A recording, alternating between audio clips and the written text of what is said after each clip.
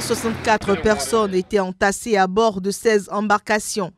Elles ont été prises en charge par le détroit de Gibraltar et débarquées dans les ports de Tarifa et Barbate en Andalousie. 176 autres personnes ont été secourues en Méditerranée, entre le sud de l'Espagne et le nord du Maroc, et 129 autres au large de l'île de Grande Canarie, dans l'océan Atlantique.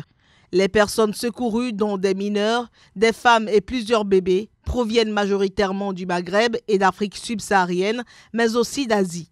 Il y a une semaine, l'Aquarius ayant secouru 629 migrants au large des côtes libyennes est arrivé à Valence.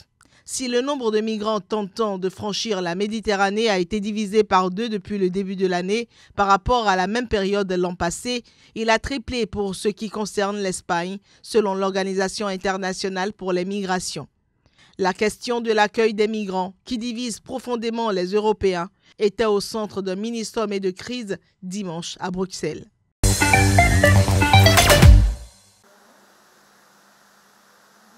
Contempler des œuvres d'Andy Warhol pieds nus, se promener au musée sous l'eau ou en pleine nature. À la Fondation Carmignac, le visiteur perd ses repères et c'est bien là l'idée. Une collection de 70 œuvres où se côtoient Roy Lichtenstein et Botticelli est exposée dans un espace de 2000 m² sur l'île de Porquerolles dans le Var, au large de la ville de Hyères. On prend la mer, on va sur l'autre rive, on marche, et ici ensuite quand on arrive à la Fondation, on n'est pas nombreux, les visites sont limitées à 50 personnes par demi-heure, on se déchausse, on prend un breuvage, et on a essayé de créer à la fois des conditions, et puis on a choisi ainsi un lieu, pour que les œuvres parlent au mieux et qu'on puisse les entendre au mieux. Porquerolles, une île saturée par plus d'1 million de visiteurs par an. La fondation du milliardaire Édouard Carmignac a donc dû se plier aux strictes règles du parc national. Pour ne pas dénaturer le paysage, il a fallu creuser dans une colline pour dissimuler le musée sous un mât provençal. La démarche, promouvoir un tourisme plus responsable et pourquoi pas, initier quelques plagistes à l'art moderne. On sort à peine de l'eau, on passe 2 heures dans un musée d'art contemporain, donc c'est pas du tout l'expérience habituelle, c'est souvent dans une grande ville, donc on redécouvre les œuvres complètement différemment. Ça magnifie encore plus ce lieu qui déjà a sa magie propre. La Fondation Carmignac est ouverte tous les jours jusqu'au coucher du soleil et fermera le 4 novembre pour l'hiver. L'entrée coûte entre 5 et 15 €, auquel il faut rajouter une vingtaine d'euros pour se rendre en bateau sur l'île. Les Turcs ont voté ce dimanche lors d'un double scrutin présidentiel et législatif âprement disputé entre Recep Tayyip Erdogan aux affaires depuis 15 ans et une opposition déterminée à lui barrer la route. À l'issue de ces élections, le président turc a été réélu dès le premier tour pour un nouveau mandat au pouvoir renforcé. Il a obtenu en effet plus de 50% des voix nécessaires selon le chef du Haut Comité électoral.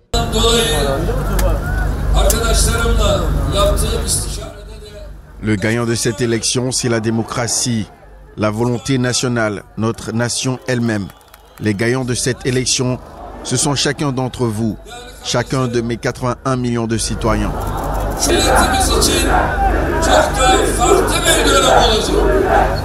Ces élections sont particulièrement importantes car elles marquent le passage du système parlementaire en vigueur à un régime présidentiel qui permettra à Erdogan d'élargir considérablement ses prérogatives.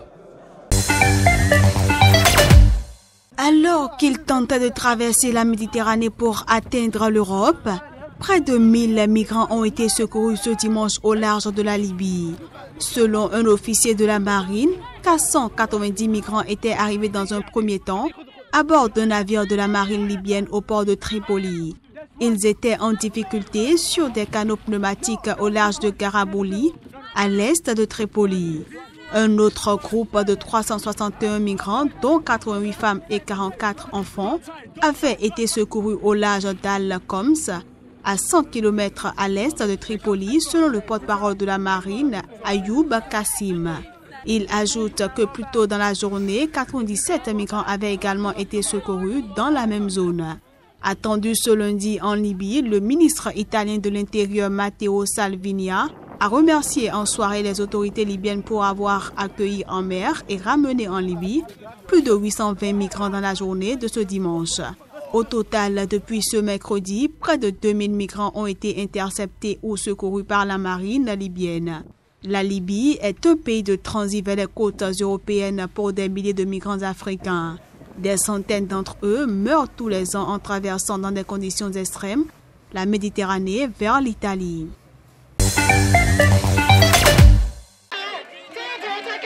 La plupart quinquagénaires ou sexagénaires, les vétérans restent très respectés en Chine, où l'armée populaire de libération jouit d'un immense prestige.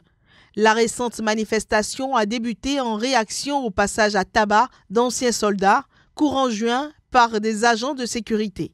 En effet, ces ex-membres de l'armée chinoise étaient réunis de mardi à dimanche à Zhenjiang, une ville de l'Est de la Chine, proche de la grande métropole de Shanghai.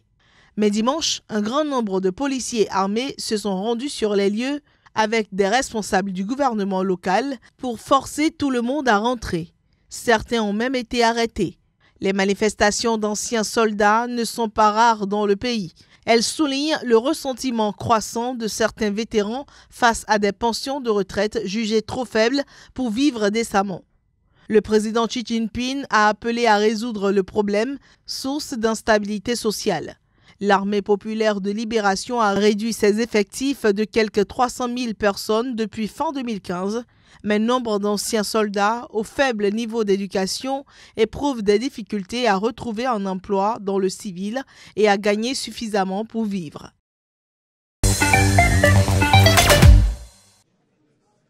De la menace, l'Union européenne passe à l'action. Les ministres des Affaires étrangères de l'Union européenne réunis à Luxembourg ont ajouté les noms de 11 dignitaires du régime. Ils rejoignent la liste des Vénézuéliens interdits de visa et dont les avoirs dans l'Union européenne seront gelés. Bruxelles réclame la tenue d'une nouvelle élection et se dit vivement alarmée par les besoins humanitaires urgents de la population, y compris ceux des nombreux citoyens européens qui résident au Venezuela. Le scrutin boycotté par l'opposition qui dénonçait une supercherie a été remporté par le socialiste Nicolas Maduro avec 68% des voix contre 21,2% à son principal adversaire Henri Falcón. L'Union européenne avait déjà sanctionné en janvier 7 dignitaires vénézuéliens accusés d'être responsables de graves violations des droits de l'homme lors de la répression des manifestations organisées par l'opposition entre avril et juillet 2017. Les sanctions se traduisent par un gel des avoirs et une interdiction de visa pour entrer sur le territoire de l'Union. La vice-présidente du Venezuela, Delcy Rodriguez, un ministre et 2 hauts responsables du Conseil national électoral figurent parmi les 11 dignitaires vénézuéliens sanctionnés lundi. C'est au titre de ses anciennes fonctions que Delcy Rodriguez est sanctionnée par l'Union européenne qui l'accuse d'avoir sapé la démocratie et l'état de droit au Venezuela et notamment d'avoir usurpé les pouvoirs de l'Assemblée constituante pour empêcher l'opposition de prendre part au processus politique. La levée d'interdiction de conduire aux femmes en Arabie Saoudite, un renversement des rôles inimaginable dans le royaume ultra-conservateur jusqu'à la publication en septembre dernier d'un décret royal prévoyant la levée de l'interdiction faite aux femmes de conduire. Ces dernières 48 heures, des vidéos montrant des femmes au volant et des hommes sur le siège passager ont inondé les réseaux sociaux. L'interdiction de conduire est une petite réforme. C'était la chose la plus facile à faire, l'étape la plus facile à franchir et Mohammed bin Salman, le prince héritier, ferait bonne figure pour le monde extérieur et la communauté internationale, ce qui est l'un de leurs objectifs actuels, de se présenter sous un jour plus positif. Mais vu la réalité sur place et étant donné que des militants ont été emprisonnés, ciblés et calomniés dans les médias pour revendiquer des droits fondamentaux, dont le droit de conduire, alors je ne vois rien qui mérite d'être célébré pour le moment. En juin, quelques semaines avant la levée de l'interdiction de conduire, le 24 juin, 2 activistes ont été arrêtés ainsi que celle actuellement derrière les barreaux, Nouf Abdulaziz et Maya Zarani, qui ont publiquement manifesté leur soutien aux militantes des droits de femmes derrière les barreaux. Et c'est pourquoi elles ont été arrêtées. Ou du moins, c'est pourquoi nous suspectons qu'elles ont été arrêtées. Pour l'heure, la majorité des conductrices sont des Saoudiennes ayant échangé des permis étrangers contre des licences du royaume. Quelques 120 000 femmes au total ont fait des demandes de permis selon le ministère de l'Intérieur. Le communiqué diffusé par le gouvernement d'union nationale est on ne peut plus direct. Il stipule que remettre les terminaux pétroliers à une entité qui n'est pas légitime ne fait qu'exacerber les tensions en Libye, nuit au processus d'entente et incite à la discorde et à la division. Lundi, en effet, le maréchal Khalifa Haftar a annoncé que toutes les installations sous contrôle de ses forces seraient remises à la compagnie de pétrole du gouvernement parallèle basée dans l'est du pays. La Libye s'enfonce un peu plus dans la crise avec un nouveau bras de fer entre les autorités politiques rivales autour du contrôle des terminaux pétroliers et de la gestion des revenus de l'or noir, loin des engagements pris le mois dernier à Paris. En effet, l'armée nationale libyenne contrôle notamment les 4 terminaux du croissant pétrolier au nord-est, en plus du port de Hariga, près de la frontière égyptienne, par lesquels l'essentiel du pétrole libyen est exporté. Jusqu'ici, ces sites sont gérés par la NOC, qui a adressé une mise en garde aux entreprises internationales contre la signature de contrats d'achat de pétrole auprès d'institutions parallèles. Le nouvel arrêté municipal adopté mercredi par Tokyo et qui doit entrer en vigueur en 2019 prévoit que les restaurants seront non-fumeurs. Il est prévu d'installer, sous certaines conditions, des espaces clos pour fumer. Dans ces lieux, ni la nourriture ni les boissons ne seront servis afin de protéger le personnel contre le tabagisme passif. La cigarette sera aussi totalement interdite dans l'enceinte des établissements scolaires. L'arrêté de Tokyo pour empêcher le tabagisme passif, qui est une inquiétude depuis de nombreuses années, vient d'être adopté. Nous sommes désormais prêts à accueillir des manifestations sportives internationales comme la Coupe du monde de rugby en 2019 et les Jeux olympiques en 2020. L'arrêté de Tokyo est plus sévère que la loi nationale et concerne un plus grand nombre de restaurants et bars. Avec les nouvelles règles, j'aimerais rendre Tokyo confortable pour à la fois les fumeurs et les non-fumeurs. Le texte de loi nationale en préparation, lui, est bien moins sévère puisqu'il n'oblige pas les restaurants de petite surface à interdire de fumer, ce qui veut dire que 55% des établissements seront de facto exemptés. La présidente d'une association de personnes atteintes d'un cancer lié au tabac appelle à une interdiction totale dans les lieux accueillants du public. Les fumeurs, eux, se plaignent d'être chassés de partout, arguant qu'il est déjà interdit de fumer dans les rues, même s'ils bénéficient d'espaces dédiés avec cendrier.